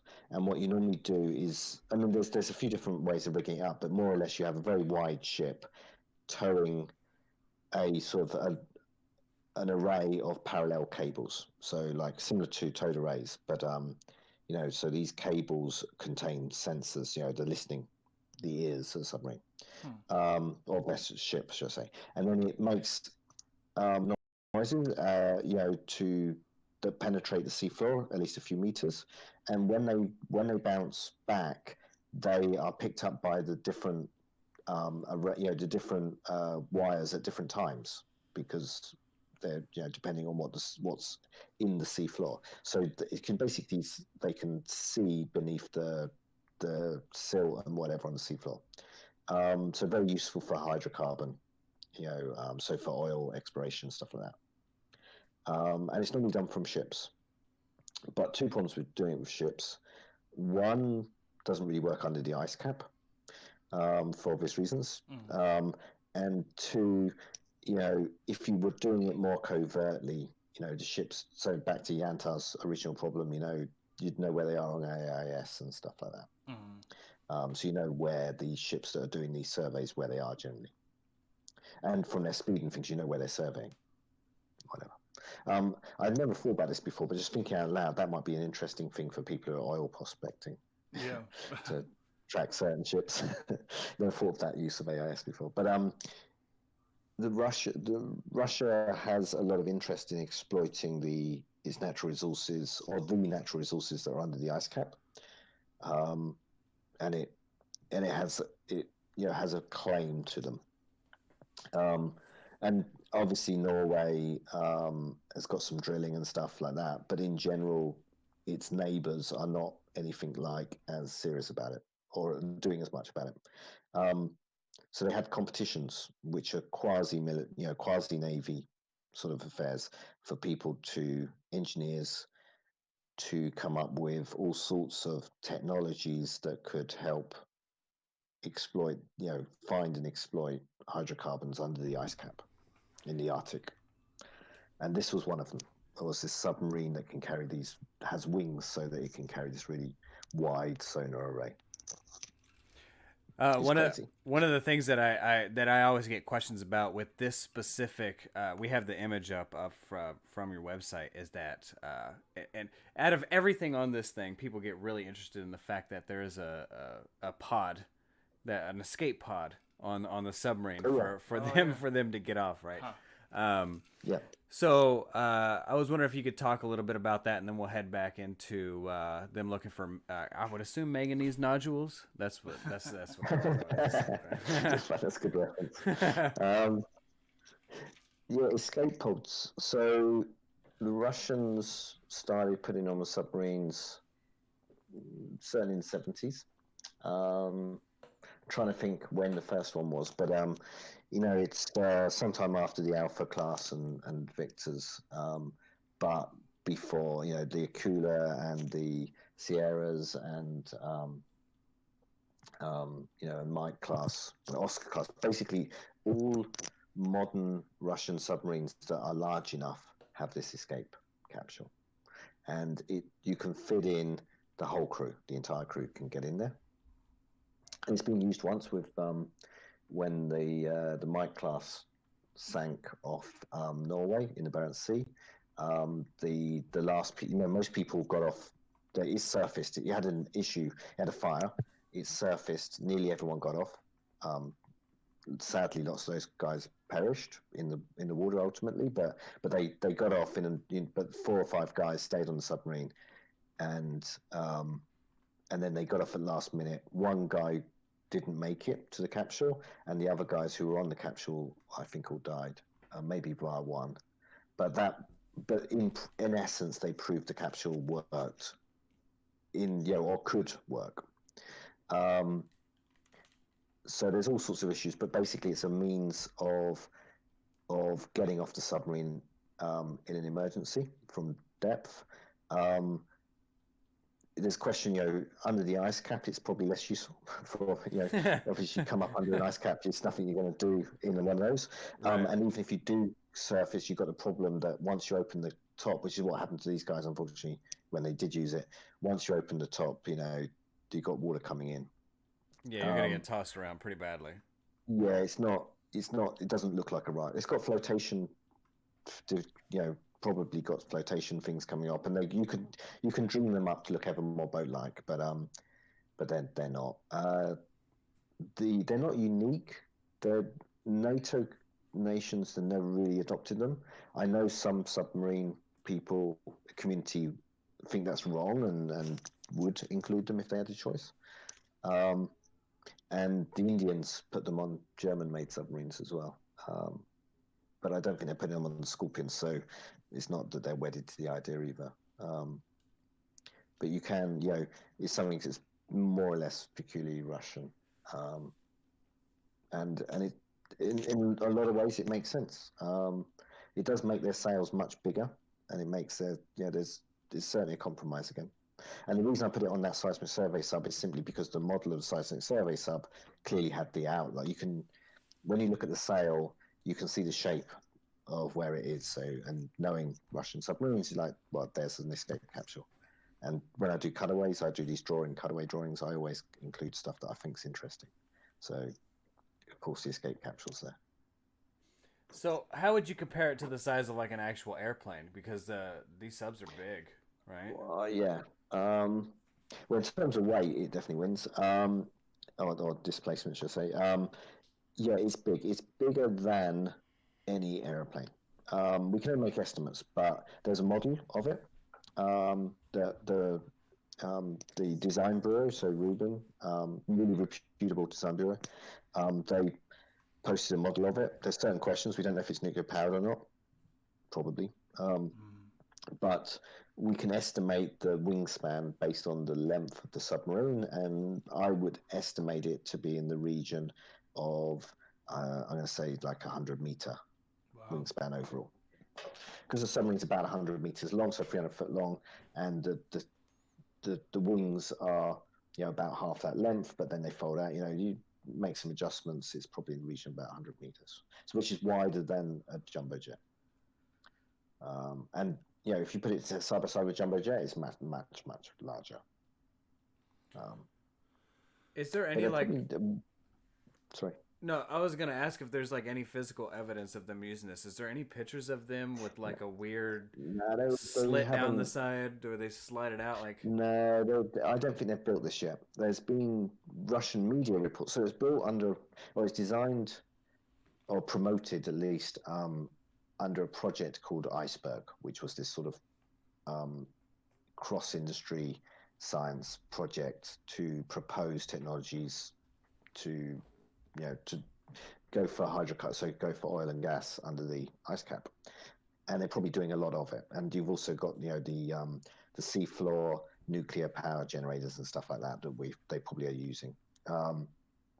So they haven't built it yet, and there were reports that they would, but the Russian media reports are not very reliable, especially when they cite unnamed sources. They're every bit as unreliable as Western tabloid newspapers. So I don't think. I mean, it's a question of money. I don't think they will. So my betting is they won't build it, but it'd be very interesting if they did, and they said they would, and it would be a very unique submarine. But realistically, even if they are building it, it's going to roll out in the 2020s. And so they're selling it as like an economic thing. So we're gonna find a bunch of stuff and just give it back to the people, and they're gonna use it to make money. Yeah, I'd view it as I'd view it just like the Yantar. You call it research. Might even paint the wings orange, which is a model. Yeah, that's where I get the orange wings from. They might. Yeah, they can promote it as a civilian project, and I think you could use it in a civilian way. But there's a very narrow. There's a very there's not the same divide in Russia between civilian and military, especially when it comes to money. And it's nuclear, or even if it's not nuclear, it's not a submarine that a hobbyist or a company would go and use. You need Navy crew and stuff. Right. So to step back to the Yantar, has there ever been like evidence, or is there like a website you can go to and figure out what they have looked at? Like, is it a thing where they give their info out as open source or fake it or anything at all? No, and they're telling us. So there's a couple of sources. So the main source of information about what they've done is this AIS transmission. So in the past, when they've been doing searches, they've had their AIS transponders on, and they can be picked up. And anyone in the world can go to websites like Marine Traffic, and there's quite a few others. But these AIS aggregators that allow you to find ships. That's what they're for. So you can, depending on your access rights and things like that, you can download and access where they've been forever. And you've done. I've not listened to it yet. I can admit, but you previously spoke to Stephen Watkins. Yeah, I think. Yep. Yeah, he was fun. Yeah, I don't know if you talked about Yantar with him or not. He gathered all that AIS data, and he was nice enough to share it. I've analysed it in great depth, and it's interesting. So you can see where this boat has been, and then you can cross-reference it. And Stefan did a lot of that, made that, so I didn't have to bother on a lot of it. Sometimes you can say, well, that's the crash location of this submarine. Yeah, and that's almost certainly where these fighter jets crashed off Syria. So you can cross-reference it with known events, and you can guess what they're doing. But some of it probably is research or training, and some of it's pretty real.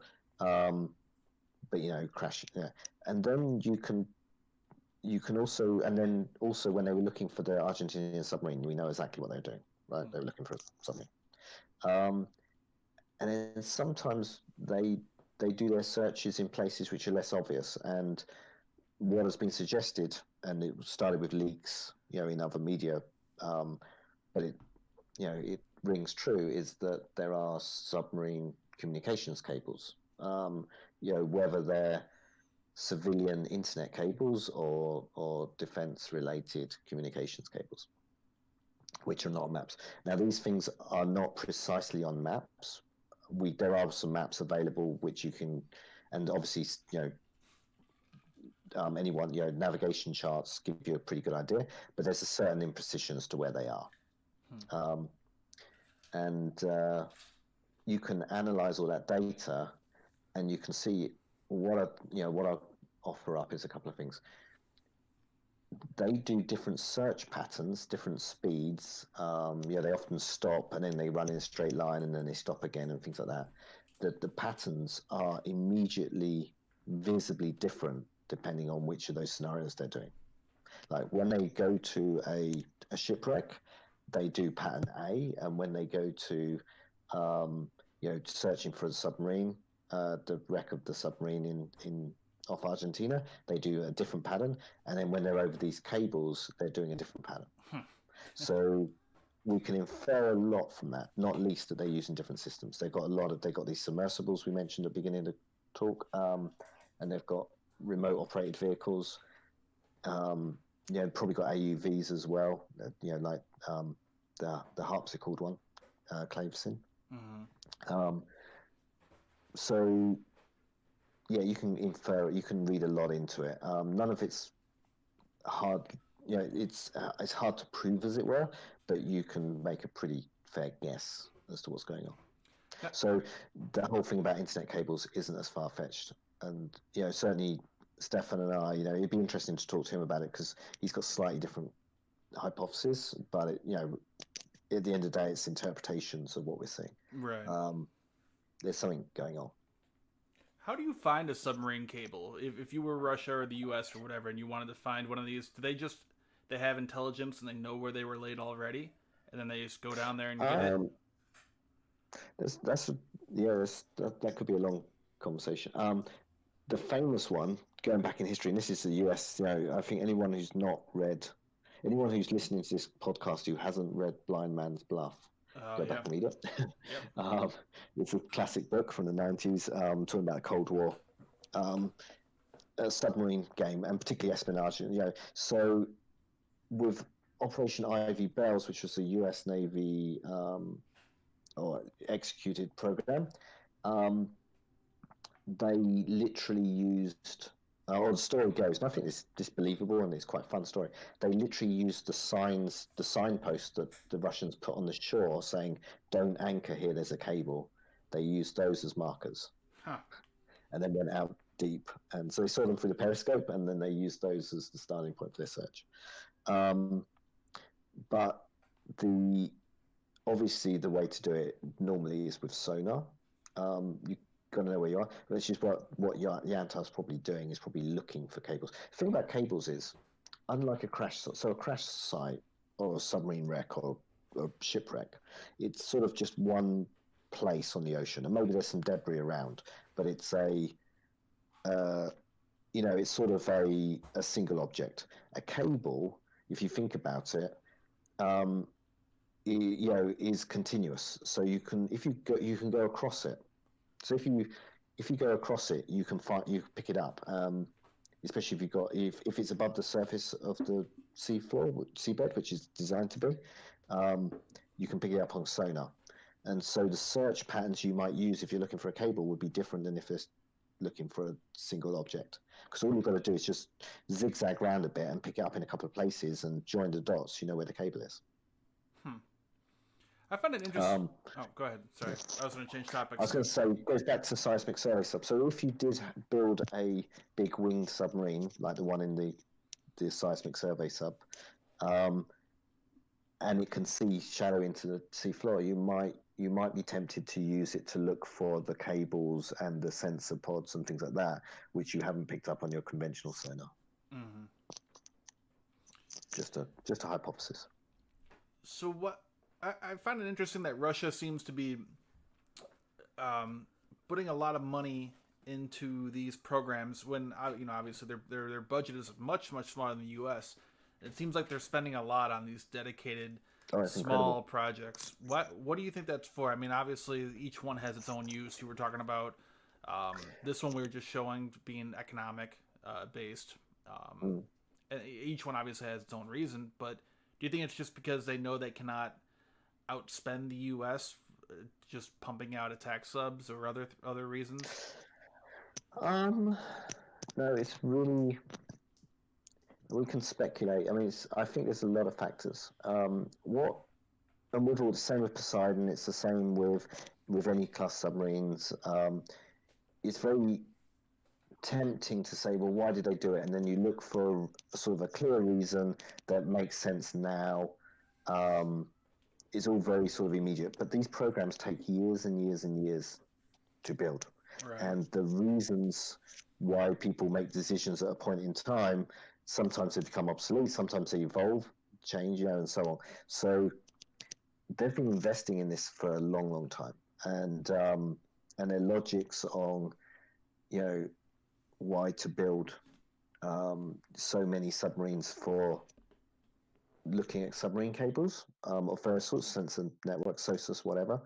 I would guess it definitely starts in the Cold War, and it starts also before they'd actually found any of the US taps on submarine cables, which they did. So the US placed taps on Russian submarine cables, and some of them were discovered. I mean, thanks to a spy, unfortunately, but some of them were ultimately recovered. And but maybe the knowledge or the suspicion that sort of thing's happening might have spurred them to invest in the capabilities to counter it, if you like. Also, the ice cap is probably a big factor, and the fact that they sort of see the Arctic kind of as their backyard, and it has lots of sensors and things like that, and they need, they might have made the choice to put their own sensor networks, they have, called Harmony, typically, but their own sensor networks up there and maintain them, and then you have, well, how do I maintain these at such depth? And if I have a surface vessel above it, then the other people will know where I'm placing it, the sensor network and stuff like that. So there's all these ideas, but what they've ended up with is a special mission submarine fleet that is larger than most other countries' submarine fleets, and is not very useful for anything else. Right. Although Belgorod is an interesting one because it's kind of a contradiction. It carries Poseidon as well as acting as a host submarine, so it's trying to do two things at once, possibly things which are not compatible from a mission perspective. So that's a bit of an enigma, but in general, you're right. They've got currently the two longest submarine in the world, I imagine. I'm in my head, I'm sort of doing some maths there, but pretty much the longest submarine in the world is BS-64, the host submarine for Lasharic. It's the largest, in that sense, it's the largest submarine in the world. Belgorod comes along and is larger and fatter, so it's much heavier. Obviously, there's Typhoon out there, one of those left. So that's the competition. But basically, the largest submarines in the world support Russian deep diving submersibles. And that tells you something. I mean, the cost in steel, let alone all the other costs involved, they put so much money into it. I don't know where they're getting the money from. Obviously, they didn't do it overnight. It's done over. But there's still... Right. The other thing to mention is, after the Cold War, Russian submarine building nosedived. And you have a lot of cancelled submarines. And they actually constructed some from parts of other ones that have been discontinued. Oh, that's right, yeah. And sort of that sort of thing. But they really nosedived. And they still built some, and some of their current submarines are mostly ones that have actually been built after the Cold War, a lot of them. But it really nosedived. And a lot of projects cancelled. A lot of the ones that were built took a really long time to build, like 20 years or so, some of them. And like Belgorod is launched this year. It was started construction as an Oscar class, but it started construction in the 90s, I think, and was stopped. Wow. So yeah. Oh, so why do you but think these they carried on building? Yeah. Yeah. So why do you think the U.S. is not doing the same thing? Is it just differing goals, differing objectives, geographical position? Yeah. Well, obviously we were aware that the U.S. Navy has always maintained, or for a long time has maintained, some very specialist submarines that are somewhat comparable. Very different in how they do it, but going back to USS Halibut and Ivy Bells, and since then there's always been one submarine, but it's it's one submarine. The current one is Jimmy Carter. The Seawolf. That's a Seawolf, right? Yes, and it's much larger and it's got extra capabilities um, and they're super impressive. Probably better than some of the Russian capabilities, but it's concentrated in one boat. And you had NR1 at times, so sometimes it's two boats at a time. But it's pretty much it's nowhere near as extensive. But the one technology the U.S. Navy and NATO is ahead on is unmanned underwater vehicles. So that's the sort of the evening that could level things. Of course, I mean that's one of the things. Russia, going back to this thing, Russia spent huge amounts of money on incredibly large submarines, some of which are still being built, or fitted out and stuff. So it's an ongoing expense. They've got these massive crewed submarines. They probably are best, but when unmanned vehicles catch up, which will be very soon, they might feel that they've got this dinosaur legacy capability that's very expensive. Yeah, I think that's how I feel as a submariner. They always talk about how they're going to phase us out, right? We're a limited generation. Because it's like pilots. Eventually, you got to just take them out. Like you don't need pilots anymore. Like why put people in harm's way, right? I've talked about that multiple times. Always put the robots in harm's way. I hate to say it because they're probably going to take over and kill us all, but always put them in harm's way first before you put people in harm's way, right? Yeah, and it's and there's a lot of other factors. I think the US and other Western countries, there's a lot of reasons to think some of their products are ahead at the moment. But there's two dangers. First one is that the barriers to entry are quite low, really, in AI and things. And other countries, particularly developed countries, but ones with existing technology, so China, Japan, South Korea, they all have large unmanned underwater vehicle projects, really large and impressive ones. China just revealed its large, and this is nothing on, this is nothing on the Shack or anything, but it's more for intelligence gathering. But it's about the size of an SDV, so about size of like a swimmer delivery vehicle or SEAL delivery vehicle. In US Navy parlance, that's the large displacement unmanned underwater vehicle. And they're probably using it for reconnaissance, maybe armed, but it's big by underwater vehicle, and I think it's very bold to think that Chinese engineering and Chinese AI and things like that, we'll find it difficult not to catch up with the US really, really quickly on this topic. But even we mention South Korea, Japan, highly technical countries. The barrier for building unmanned underwater vehicles must logically be so much lower than the barrier for building submarines. Oh yeah, I would completely agree with that. In so many respects, not least the actual physical materials and physical, the infrastructure, but also even if you do get it wrong, no one's died, probably, totally. There are also the limitations, right? The technologies, the battery power. There's lots of, we don't have time to go into the full pros and cons and how long it will take, and for them to be comparable. But they're coming. There's no doubt of it, and it's bold to think that the countries that historically had an advantage can maintain their advantage. Yeah, so we talked about Poseidon being kind of like a one-shot, one-kill kamikaze, take them out, kind of deal. Whereas we were showing pictures of your website talking about Boeing's extra large UUV, right? Oh, yeah. Where it's kind of the same deal, but not nuclear, and will carry whatever you want, right? You could it's just a big canister that you could put all kinds of stuff in, right? There's using publicly available, so non-classified US Navy things. I mean, certainly Tomahawk cruise missiles would be an obvious thing to put on there at some point. Smaller UUVs or AUVs,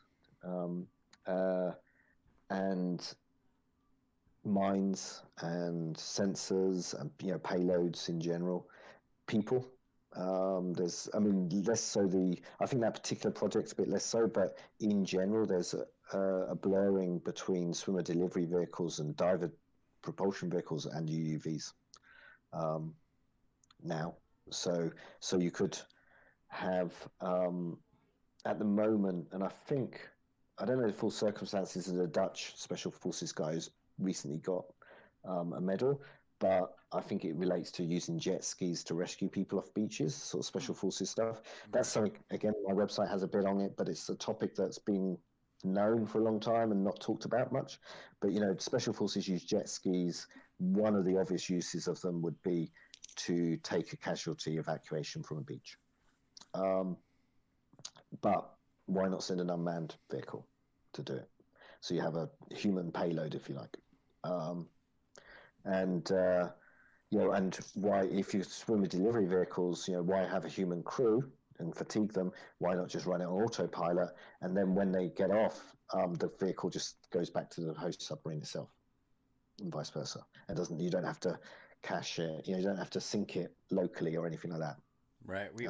We traded all off. We traded all off, all the unmanned, so we don't have to put anybody in harm's way. We could do all this stuff. We could make it unlimited, put a reactor on it, all that. But you can always lose it, right? That's always the fear when it comes to any type of unmanned whatever. Yeah. It flies into the ground. Well, if it drives itself into a dirt.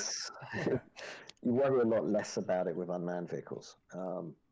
I think how many unmanned air vehicles have been lost. I haven't been counting them, but of ones of military significance, ones that are expensive. Mm-hmm.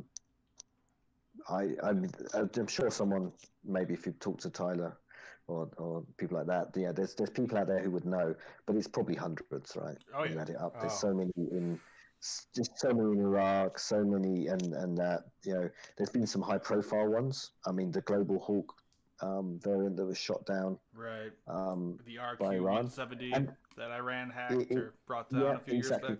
Now, if that had been a crewed aircraft, if that had been a Poseidon, as in the maritime patrol aircraft, with 20 guys or even one guy on it, and Iran has shot it down, that would be a major political incident. Yeah. Right. So a few months ago, Iran shot down a super expensive U.S. Unmanned air vehicle, a Global Hawk variant. And actually, there was a P-8 flying nearby it, and Iran did come out and make a statement saying that we chose to shoot down the drone, not the P-8. Right. Yes. I don't recall. I mean, yes, I don't recall, but yeah, absolutely. And that's the thing. It was people who listen to this podcast, we probably took a lot more notice than some, but it was not a major political fallout. It could have been, and it was, maybe it was risky of them and stuff. They seem to have pulled it off, really. They got away with it. At least that's how it appears. But if that had been a manned aircraft, that would have been different. I mean, there were a lot of manned aircraft that were shot down in the early part of the Cold War, and it was sort of hushed up. Conducting surveillance of the Soviet Union. There's Hercules and things. I forget exactly. But for sure, unmanned right from the start. Even then, they used to send balloons over the Soviet Union, and Russia, Soviet Union got particularly annoyed about this and was threatening to embarrass them and stuff. But it was unmanned, so they were losing them. Right. Was that to detect nuclear tests? The project you're talking about? Maybe. I think it's just surveillance cameras. It's an art. There's so there was a lot more balloon programs. I think they're well documented. I have got materials to do a really interesting article on my website, but I haven't just never got around to it. Mm-hmm. But I did for some time test launching them from submarines. So the submarine would be used to launch a balloon which has cameras on it.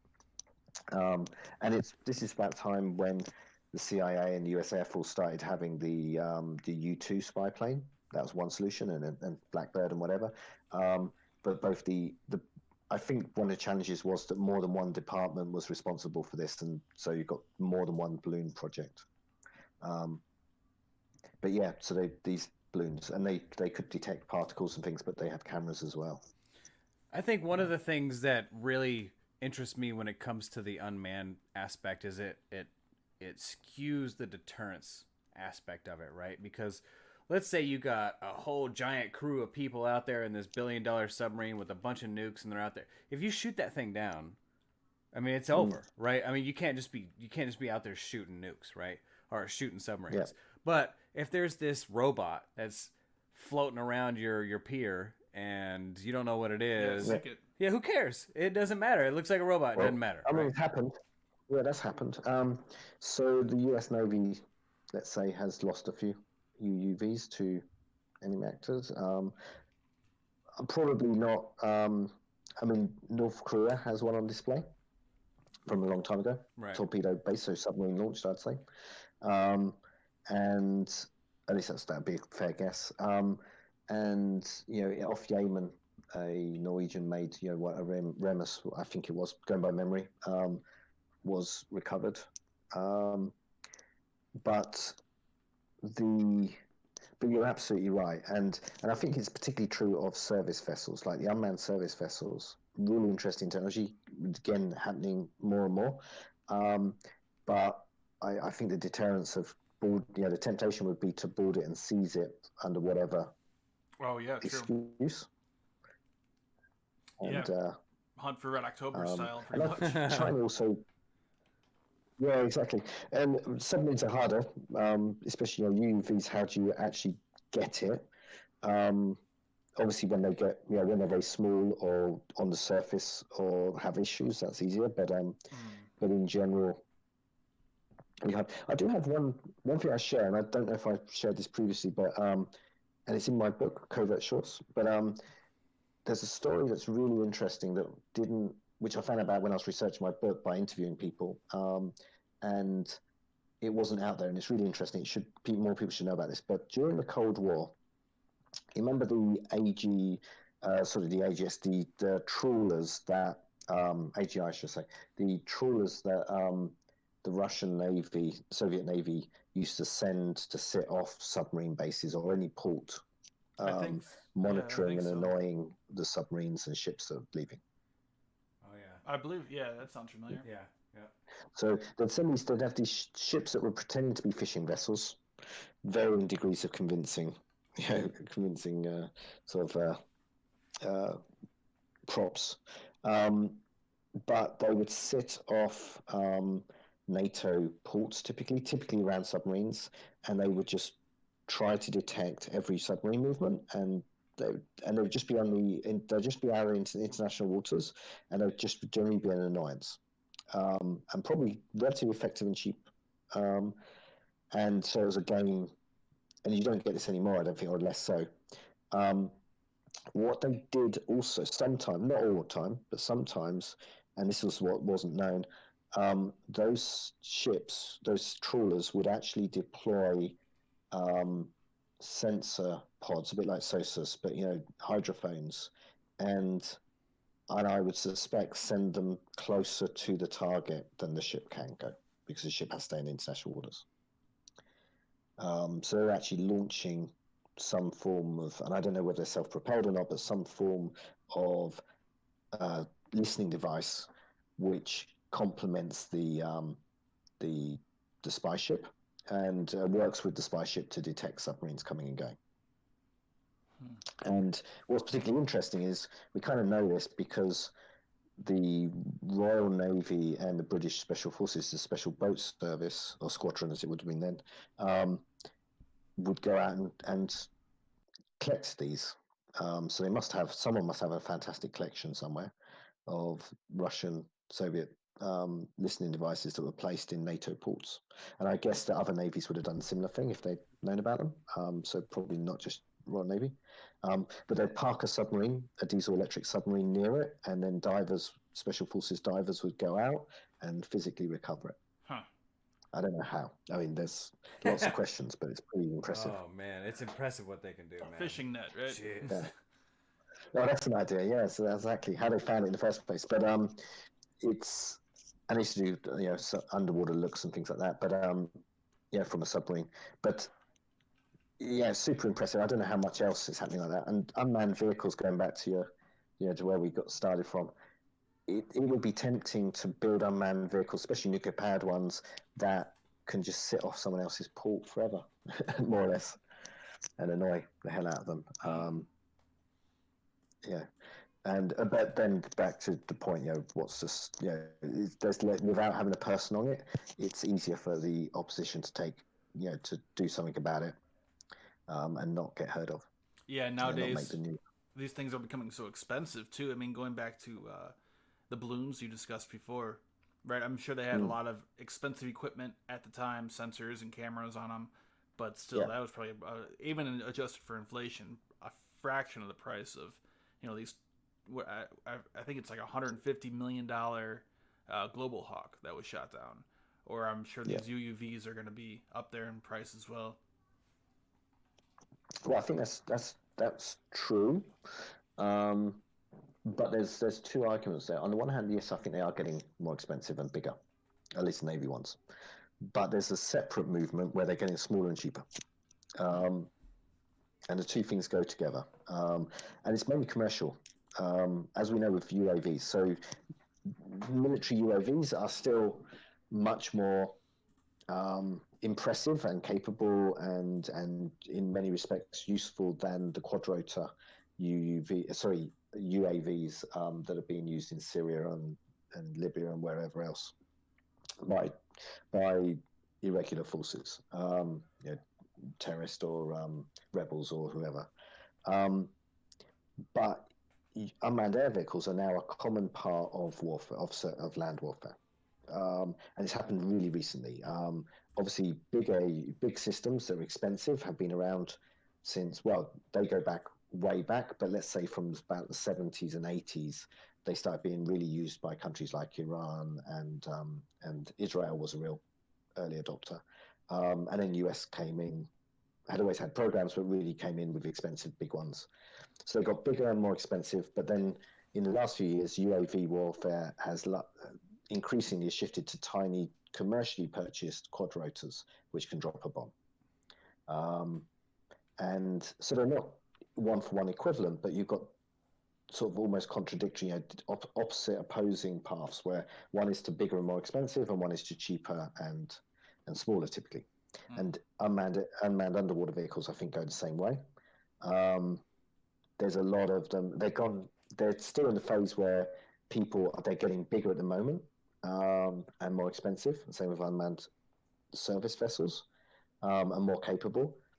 But I think I don't think you have consumer market driving it so much, but commercial civilian things are likely to drive it the other way. And also AI and things like that, expensive, but they're within the realms of, well, any country on earth could have people who can write AI these days, frankly. You've got opposing things. I wouldn't want to say that it's only getting bigger and more expensive. I think they can also get cheaper. Yeah, definitely. With and technology, the big expensive ones will be carrying the cheaper ones. Yeah, definitely. I think it's really interesting when you talk about, stealing a submarine was a whole lot different back in the day, because now the technology is going to shrink it down, make it cheaper, make it easier. Now stealing a drone could be just as much of a game changer, right? Yeah. You may not, because you could get the reactor, you could get a weapon, you could get their optics, you could get all kinds of crazy stuff. Yeah, exactly. And they'll always be smaller, because like the extra large, the Boeing extra large, the Orca, extra large unmanned underwater vehicle is super impressive. It's almost the size of a midget submarine. There are plenty of. Yeah, it's huge. It's ginormous. It's impressive. It's tiny compared to the equivalent submarine, because they don't have the crew. Right. And they don't need to have a continuous pressure hull. They can have lots of small pressure hulls. I mean, it's another reason why they're cheaper to build. Like they could construct it from lots of small pressure hulls, which are cheaper and easier to build, because the tooling for a submarine diameter hull is itself complicated and limits some things, So yeah, it's interesting. They'll always be smaller, even the biggest ones. Right. There isn't. Because the one thing they don't need is people. Maybe you could argue, maybe when they start putting cargo in them, or if they just had boomers that were unmanned and had more missiles, That would but be pretty these are, scary. Imagine that. yeah, I don't think it's going to happen. No, And not anytime soon, at least. it, basically, without the people, you can change the shape of the insides of the vehicle and reduce. So you don't need any storage, and going back to the NR1, you don't need the toilet storage and stuff like that. Yeah, it's interesting. No food. There's a lot you can do with that then, without all the supplies and everything you need for people. And you've got lithium-ion batteries and things like that. Those sorts of technologies as well, which are also making it smaller. And you think submarines being built and run today have rooms dedicated to server farms, basically. So computing power. And if go back to USS Halibut in the 60s, when it was converted to special mission submarines, rather, it had a supercomputer on it, or at least an impressive computer, which took up half the hangar. It was massive. It was walk around thing, and of course it was about the power of a calculator or something. Pocket calculator, as they say.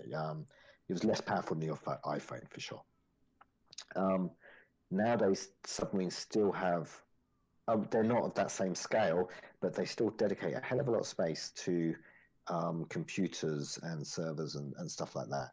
And those technologies, because submarines take a long time to design and build, I know, Eric, I don't know, you might. Well, I'm guessing you'll agree. I dare say it. You walk around a Seawolf submarine. We can say that is. I've never walked around one, but you can say that is still one of the most capable and impressive submarines in service.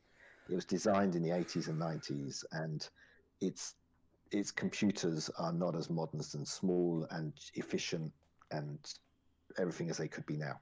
It's So funny. that technology is so smaller. It's funny because they just decommissioned NR1, right? So you can go to the Undersea Warfare Museum and you can see that whole setup, cool. Right? And it's old tube TVs and it's old it's funny because a lot of American submarines and British submarines and just submarines in general are filled with old technology, right? And so you think that I always assumed that the Seawolf, the Jimmy Carter, those what we call research submarines or Seawolf submarines, super dedicated submarines. They have all this high technology. When I think what happens is it's kind of like the F-22 where it's an amazing technology and they incorporate something that's really amazing. Like they may get some quantum computer or something, but if they're going to put it on anything, it's not going to be on the Texas. It's going to be on the Jimmy Carter, right? Like they're not. If they're going to put anything amazing on anything submarine, it's going to be on the Jimmy Carter. There's definitely people putting quantum computers on submarines. There you go. That's what I like to hear. For sure. I don't know how. I think that's it is, but but exactly. But they don't update the whole submarine. It's still built around architecture. I mean, the classic is the flat screen TV, and you say, and Jimmy Carter, NR1, definitely. If anyone goes to that museum, it's amazing. It's very sad that the swimmer delivery vehicle that was there in World War II, Italian one, I think has been scrapped. So I'm very disappointed with that. But it's great to have NR1 in its place anyway. But it's all technology. And so what I was saying was submarines, I think for sure that people put latest technologies in them and some super impressive technologies.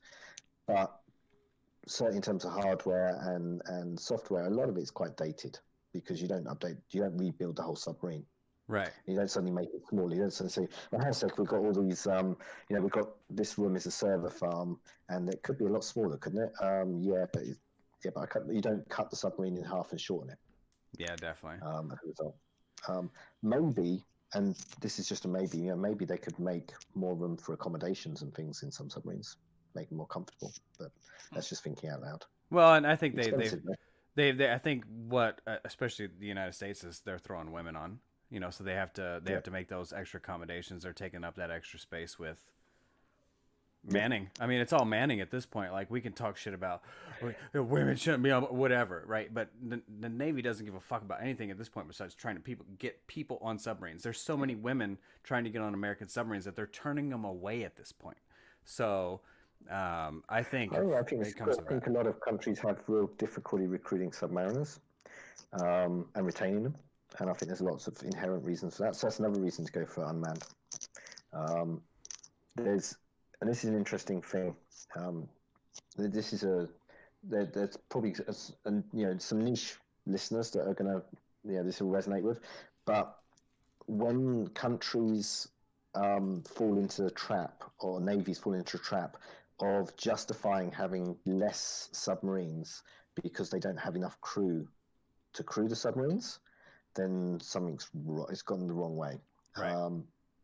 And that's a real sad thing, that you've got countries with too few submarines, in my view, and in lots of people's view. And one of the arguments against it is because they don't have the people to crew them if they did have them. And again, it comes back to unmanned vehicles. I think unmanned submarines that are being built, it'll be very slow, partly because of the amount of invested effort. People are going to spend billions building submarines and designing them over years, and got to play safe on a lot of things. So it won't change overnight. But unmanned submarines, to where the crew will be so much easier for recruiting submariners. It'll solve that problem.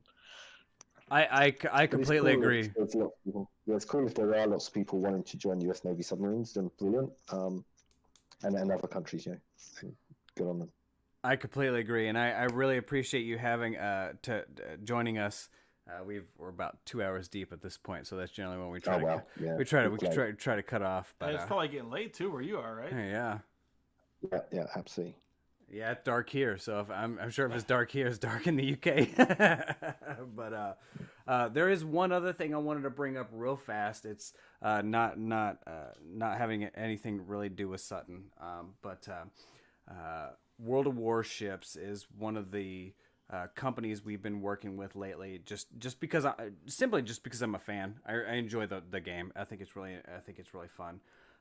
They have put out a campaign today regarding the USS Batfish. So I don't know if you guys have seen. I have some pictures I'm going to bring up right now so you can kind of see it. But the USS Batfish,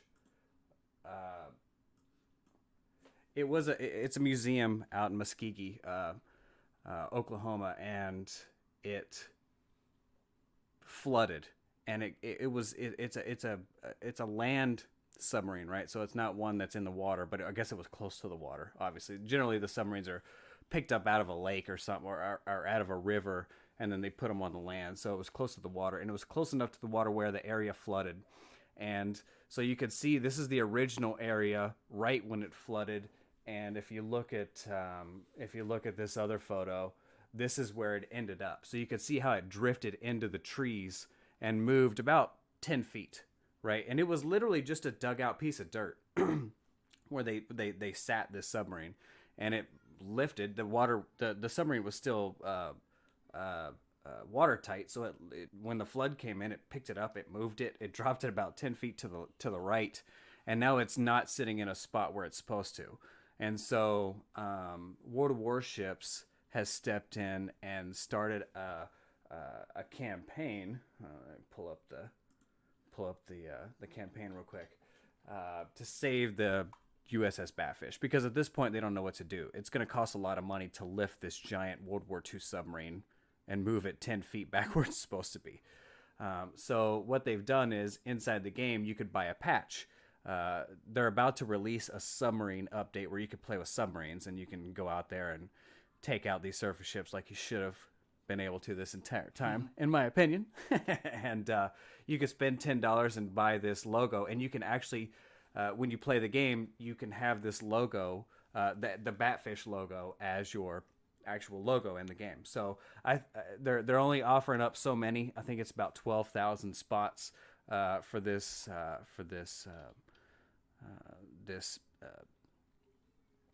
downloadable content.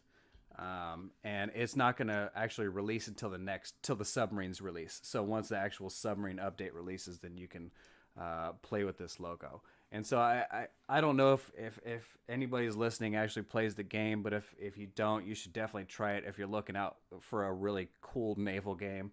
They're about to release the submarines update, so you can play with submarines now and take out the old World War II carriers and stuff with submarine stuff. So it's going to be amazing. And these guys have worked so hard to help our museum ships. It's unreal. Greg and I went down to the USS Texas a couple weekends ago for the last private tour before they take it back into dry dock and fix it, because World of Warships raised like $300,000 or something like that. It was a lot of money to help save the USS Texas. So I want to showcase that they're doing this to help save one of our submarines. So if you guys get a chance, you play the game, make sure you get in there and get that downloadable content. So 100% of the proceeds go to the submarine. So there's nothing better at this point. So make sure you guys get out there and get that update. But other than that, I don't have anything. Do you have anything, Greg? No, I think that's about it. I think it was an amazing podcast. Thank you, Sutton. I really appreciate it. You're always an amazing guest, even though we lose half your content at this point. But I promise it's live at this point. So if we lost anything, it ain't my fault. It's all backed up, yes. Yeah, but it will never be as good as the one we lost. That's the thing.